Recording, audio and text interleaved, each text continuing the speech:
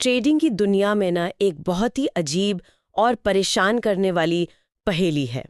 एक ट्रेडर घंटों मेहनत करता है, एक बेहतरीन स्ट्रैटेजी बनाता है, उसे बैक टेस्ट भी करता है, सारे नियम तय कर लेता है, लेकिन जब असल में पैसा लगाकर ट्रेड करने की बारी आती है तो सब कुछ बिखर जाता है।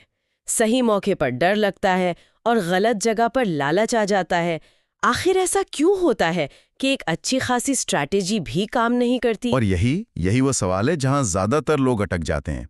वो अपनी स्ट्रैटेजी को ही दोष देते रहते हैं, उसे बदलते रहते हैं, एक सिस्टम से दूसरे पर कूदते रहते हैं, जबकि असल में कमी स्ट्रैटेजी में नहीं बल्कि उसे चलाने वाले मतलब ड्राइवर में होती है।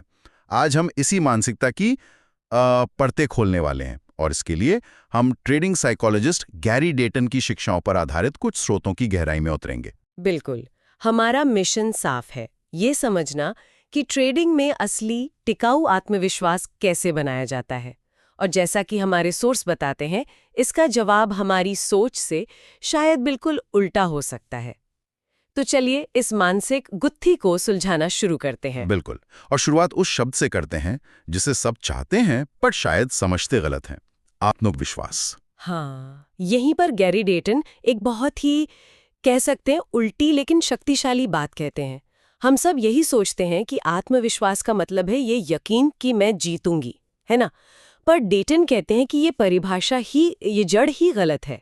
उनके हिसाब से असली आत्मविश्वास का मतलब है ये भरोसा कि नतीजा चाहे कुछ भी हो, मैं अपनी नियम नहीं तोड़ूंगी। ये तो पूरी सोच को ही पलट देता है। ये एक जबरदस्त मानसिक बदलाव है, एक पैराडाइम शिफ्ट। देखिए, अगर आपका आत्मविश्वास जीतने की उम्मीद पर टिका है तो वो बहुत नाजुक है, क्योंकि बाजार में कोई भी हर ट्रेड नहीं जीत सकता, ये नामुमकिन है। एक या दो नुकसान हुए और आपका वो तथाकथित आत्मविश्वास वो शीशे की तरह टूटकर बिखर जाएगा। शीशे की तरह, बिल्कुल। लेकिन अगर आपका आत्मविश्वास आपकी प्रक्रिया पर, हाँ, अगर वो आपकी प्रक्रिया पर, आपके नियमों के पालन पर आधारित है तो वो ठोस चट्टान की तरह है। मतलब आत्मविश्वास का रिश्ता नतीजे से तोड़कर प्रक्रिया से जोड़ना है। सोर्स में एक लाइन है जो इसे बहुत अच्छे से समझाती है। मैं बाजार के नतीजे को कंट्रोल नहीं कर सकती, लेकिन मैं अपने एक्शन को, अपनी प्रक्रिया को पूरी तरह से कंट्रोल कर सकती हूँ। ये सुनने में बहुत आसान लगता है, पर असल में इसे अपनाना बहुत मुश्किल होगा। मुश्किल इसलिए है क्योंकि हम बचपन से ही एक परिणाम आधारित समाज में पले बड़े हैं। स्कूल में मार्क्स, खेल में जीत, नौकरी में प्रमोशन, हमारा मूल्य, हमारी कीमत हमेशा नतीजों से आंकी गई है। ट्रेडिंग पहली ऐसी जगहों में से है जहां आपको इस मानसिकता को पूरी तरह छोड़ना पड़ता है। यहां यह स्वीकार करना ही होगा कि आप सब कुछ सही करके भी हार सकते हैं और कभी-कभी सब कुछ गलत करके भी जीत सकते हैं। इसलिए आपका ध्यान सिर्फ उस चीज पर होना चाहिए जो आपके नियंत्रण में है, और वो है आपका अनुशासन। और इसी अनुशासन को, इसी प्रक्रिया पर टिके रहने की क्षमता को तोड़ने के लिए दो सबसे बड़े दुश्मन हमेशा तैयार रहते हैं। एक तो है डर और दूसरा इसका खतरनाक जुड़वा भाई अति आत्मविश्वास। ये एक ही सिक्के के दो पहलू हैं और दोनों का मूल कारण एक ही है। ट्रेडर का ध्यान प्रक्रिया से हटकर नतीजे पर चला जाता है। जब वो हारने के नतीजे से डरता है तो वो पंगु हो जाता है, और जब वो जीतने के नतीजे के नशे में चूर हो जाता है तो वो लापरवाह हो जाता है। पहले डर की बात करते हैं। नुकसान का डर, गलत होने का डर, ये इतना हावी हो जाता है कि ट्रेडर या तो ट्रेड लेगा ही नहीं, जिसे एनालिसिस पैरालिसिस कहते हैं, या फिर ट्रेड लेने के बाद जरा सा भी बाजार खिलाफ जाते घबराकर बाहर निकल जाएगा और फिर बाद में देखेगा कि अगर वो टिका रहता तो ट्रेड मुनाफे में जाता। बिल्कुल। डर आपकी आंखों पर एक पर्दा डाल देता है। आपको अपनी ही बनाई हुई स्ट्रैटेजी पर शक होने लगता है। आप उन मौकों को छोड़ देते हैं जिनके लिए आपने शायद हफ्तों इंतजार किया था। लेकिन जो दूसरा दुश्मन है, अति आत्मविश्वास, वो शायद डर से भी ज्यादा खतरनाक है। ये कैसे? ज्यादातर लोग तो आत्मविश्वास की कमी से जूझते हैं। अति आत्मविश्वास ज्यादा खतरनाक क्यों है? क्योंकि डर आपको छोटे मोटे नुकसान करा सकता है या शायद मुनाफा लेने से रोक सकता है, लेकिन अति आत्मविश्वास वो आपका पूरा अकाउंट साफ कर सकता है एक ही झटके में। यह अक्सर कुछ लगातार जीत के बाद आता है। ट्रेडर को वो मिडास टच वाली फीलिंग आने लगती है कि मैं जिस भी ट्रेड को हाथ लगाऊंगा वो सोना बन जाएगा। हाँ, वो फीलिंग कि मैं बाजार को समझ गई हूँ, अब मुझसे गलती हो ही नहीं सकती। और जैसे ही ये सोच आई, अनुशासन खिड़की से बाहर चला जाता है। ट्रेडर अपने पोजीशन का साइज अचानक बढ़ा देता है, स्टॉप लॉस लगाना बंद कर देता है या बिना सेटअप के ही ट्रेड में कूद पड़ता है। और यहीं पर गैरी डेटन का वो विचार आता है कि डर और अति आत्मविश्वास दोनों ही ट्रेडर को अंधा बना देते हैं। एक डर के कारण मौके नहीं देख पाता और दूसरा अहंकार के कारण जोखिम नहीं देख पाता। दोनों ही सूरतों में फैसले तर्क और प्रक्रिया के आधार पर नहीं बल्कि भावनाओं के आधार पर लिए जाते हैं, और जब भावनाएं गाड़ी चलाती हैं तो एक्सीडेंट होना तय है। तो अगर डर और अति आत्मविश्वास दोनों ही जाल हैं, तो एक सफल ट्रेडर इस पतली रस्सी पर चलता कैसे है? उसकी सोच में ऐसा क्या अलग होता है जो उसे इन दोनों गड्ढों में गिरने से बचाता है? इसका जवाब उनकी मानसिकता के 3 स्तंभों में छुपा है। पहला और सबसे महत्वपूर्ण स्तंभ है कि वो एक प्रोबेबिलिटी थिंकर होता है, एक संभावनाओं में सोचने वाला। इसे थोड़ा और खोलकर समझाइए, इसका मतलब क्या है? इसका मतलब है कि वो किसी एक ट्रेड के नतीजे को कोई महत्व ही नहीं देता। वो जानता है कि ट्रेडिंग सिक्का उछालने जैसा है। किसी एक उछाल में हेड आएगा या टेल ये कोई नहीं बता सकता, लेकिन अगर सिक्का सही है तो 1000 बार उछालने पर लगभग 500 बार हेड और 500 बार टेल आएगा, है ना? सफल ट्रेडर अपनी स्ट्रैटेजी को उसी तरह देखता है। उसे पता है कि अगले ट्रेड में नुकसान हो सकता है, लेकिन अगर वो अपनी स्ट्रैटेजी पर 100 बार अमल करेगा तो कुल मिलाकर नतीजा मुनाफे में होगा। अच्छा, मतलब वो हर ट्रेड को एक बड़े खेल का बस एक छोटा सा हिस्सा मानता है। इसीलिए एक हार से उसका दिल नहीं टूटता और एक जीत से उसका दिमाग खराब नहीं होता। एकदम सही। दूसरा स्तंभ है निष्पक्ष पर्यवेक्षक होना, एक न्यूट्रल ऑब्जर्वर। वो बाजार को ऐसे देखता है जैसे कोई वैज्ञानिक माइक्रोस्कोप से कोई सैंपल देख रहा हो, बिना किसी भावना के, बिना किसी उम्मीद के, बिना किसी डर के, सिर्फ डेटा, सिर्फ पैटर्न। लेकिन ये सुनने में तो बहुत अच्छा लगता है, पर क्या ये असल में मुमकिन है? जब किसी का अपना मेहनत का पैसा दांव पर लगाओ तो वो भावनाओं से पूरी तरह अलग कैसे हो सकता है? ये तो इंसान के स्वभाव के खिलाफ लगता है। आपका सवाल बहुत जायज है और इसका जवाब है नहीं, वो पूरी तरह अलग नहीं हो सकता। भावनाएं आएंगी, डर भी लगेगा, लालच भी आएगा। फर्क ये है कि सफल ट्रेडर इन भावनाओं को पहचानना सीख लेता है, वो उन्हें अपने फैसलों पर हावी नहीं होने देता।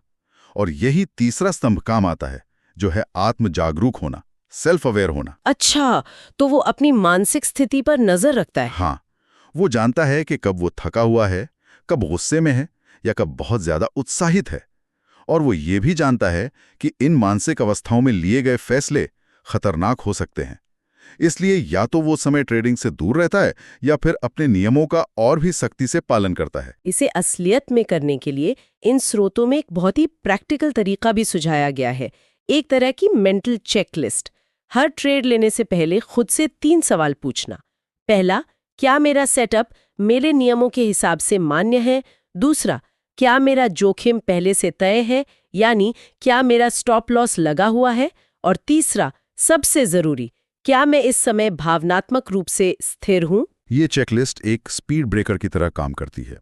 यह आपको आवेग में फैसला लेने से रोकती है, आपको एक पल रुककर सोचने पर मजबूर करती है। अक्सर गलतियां जल्दबाजी में होती हैं।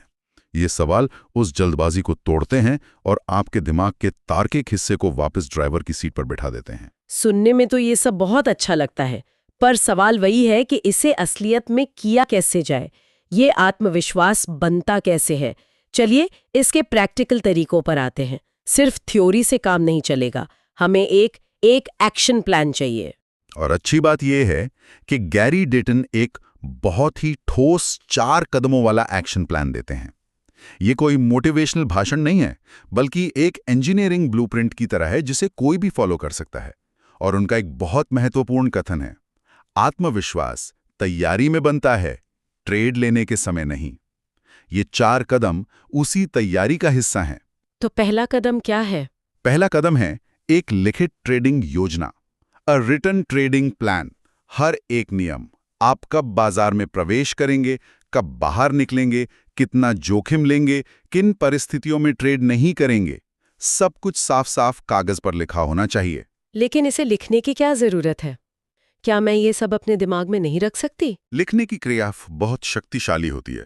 जब नियम सिर्फ आपके दिमाग में होते हैं तो बाजार के दबाव में उन्हें तोड़ना या अपने हिसाब से मोड़ना बहुत आसान हो जाता है।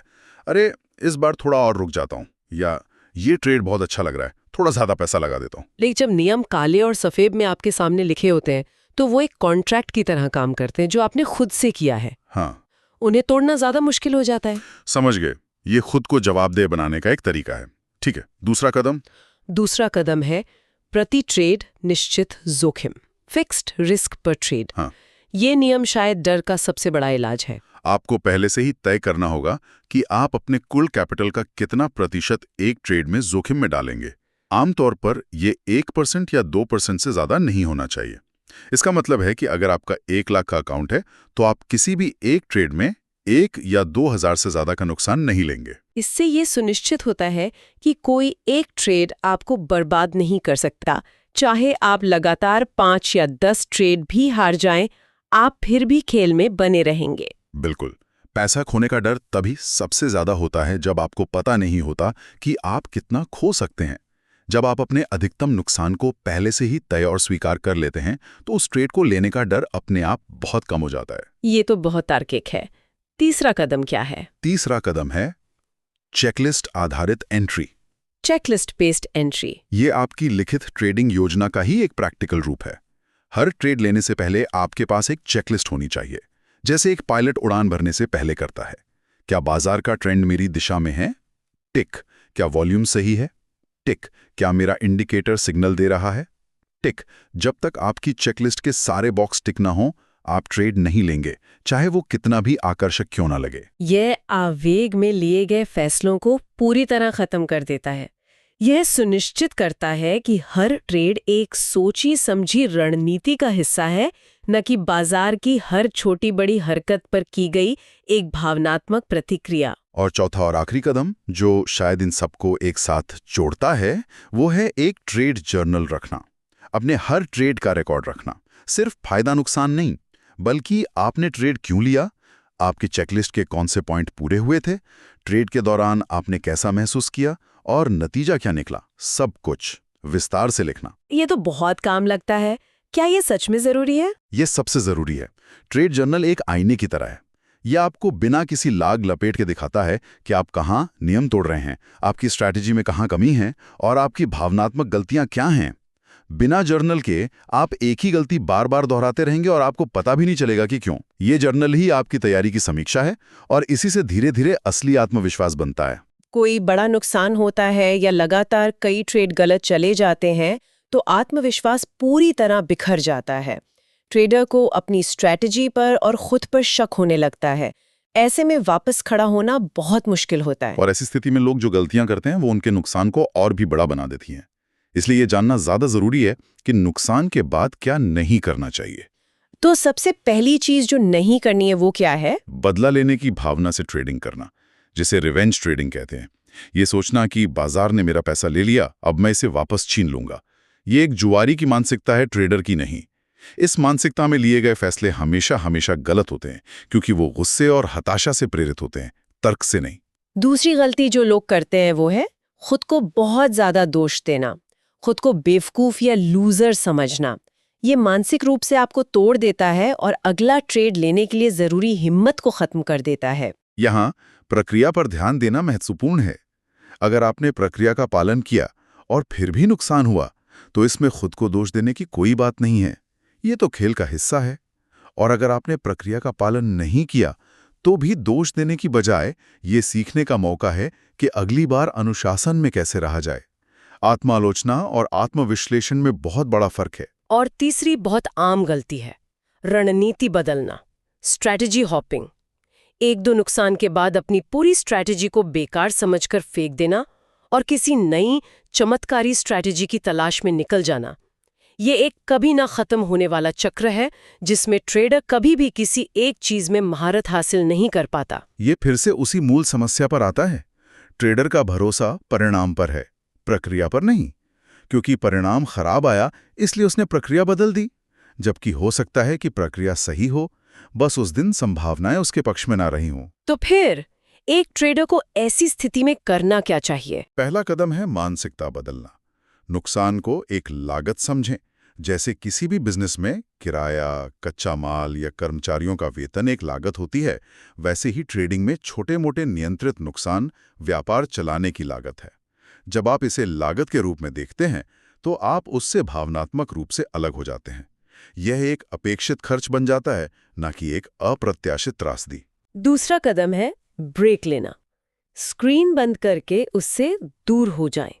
टहलने जाएं, संगीत सुनें, कुछ भी करें जो आपको बाजार से मानसिक रूप से दूर ले जाएं। एक परेशान दिमाग अच्छे फैसले नहीं ले सकता। स्क्रीन के सामने बैठकर अपने नुकसान को घूरते रहने से स्थिति और खराब ही होती है। और तीसरा और सबसे जरूरी कदम, अपने ट्रेड जर्नल की समीक्षा करें। शांत दिमाग से वापस जाकर देखें कि उस ट्रेड में क्या हुआ था। सबसे जरूरी सवाल यह है, क्या मैंने अपनी प्रक्रिया का पूरी तरह से पालन किया था? अगर जवाब हाँ है तो चिंता की कोई बात नहीं, यह सिर्फ एक नेगेटिव नतीजा था जो खेल का हिस्सा है। और अगर जवाब नहीं है तो आपको पता चल गया कि अगली बार कहाँ सुधार करना है। यहाँ पर एक नियम दिया गया है जो मानसिकता को पूरी तरह बदल सकता है। नुकसान एक प्रतिक्रिया है, असफलता नहीं। Loss is feedback, not failure. बिल्कुल, नुकसान आपको बहुमूल्य जानकारी दे रहा है, ये एक डेटा पॉइंट है। असफलता तब है जब आप उस डेटा से कुछ सीखते नहीं हैं और वही गलती बार बार दोहराते रहते हैं। जब आप हर नुकसान को सीखने के अवसर के रूप में देखते हैं तो आपका आत्मविश्वास टूटने की बजाय और मजबूत होता है, क्योंकि आप हर बार पहले से ज्यादा समझदार बन रहे होते हैं। तो आज की इस पूरी पड़ताल का सार ये है कि ट्रेडिंग में आत्मविश्वास कोई जादुई चीज नहीं है, ना ही ये कोई मोटिवेशनल कोट है जिसे आप अपनी दीवार पर चिपका लें। ये एक आदत है, एक कौशल है जिसे धीरे धीरे बनाया जाता है। ये एक मांसपेशी की तरह है, ये रातों रात नहीं बनती है। इसे हर दिन हर ट्रेड में अनुशासन का अभ्यास करके बनाना पड़ता है। ये एक ठोस लिखित प्रक्रिया का लगातार पालन करने से पैदा होता है। बिल्कुल, जब आपका आत्मविश्वास आपकी प्रक्रिया पर आधारित होता है तो आप बाजार के उतार चढ़ाव से आजाद हो जाते हैं। बाजार ऊपर जाए या नीचे, आप शांत रहते हैं, क्योंकि आप जानते हैं कि आप वही कर रहे हैं जो आपको करना चाहिए। आपका नियंत्रण नतीजों पर नहीं बल्कि अपने कर्मों पर है। ये पूरी चर्चा प्रक्रिया पर भरोसा करने के बारे में है, लेकिन ये एक महत्वपूर्ण सवाल भी खड़ा करता है। एक ट्रेडर ये कैसे तय करे कि उसकी प्रक्रिया में ही कोई कमी है या वो बस उस प्रक्रिया का पालन करने में असफल हो रहा है? इसका जवाब शायद ट्रेड जर्नल में छिपा है, लेकिन सिस्टम की खामी और उसे चलाने वाले की खामी, इन दोनों के बीच अंतर कर पाना ही शायद आत्मजागरूकता का अगला और सबसे मुश्किल स्तर है।